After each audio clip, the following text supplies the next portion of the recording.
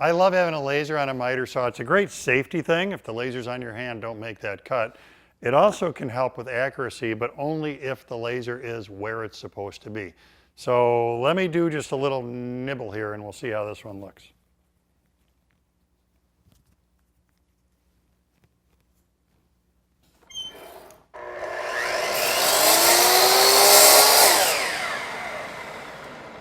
Yikes!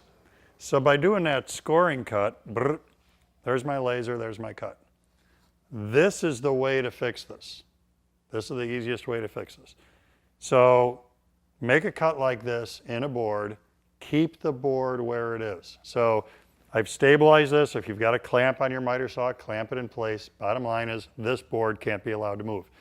Then read your owner's manual. I know that can be painful for you, but read the owner's manual and find out, how do I adjust the laser? What do I do to make this happen?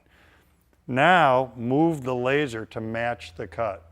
That's why it's so important that we don't move the board. So now as I tweak that laser position,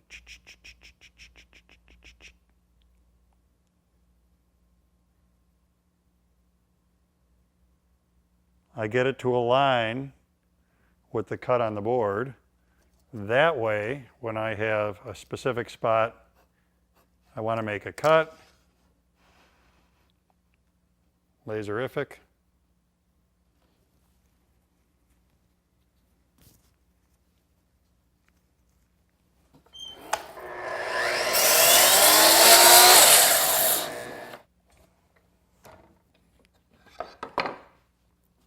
If you take the time to do that alignment, you're going to be able to use the laser to cut right to your layout lines.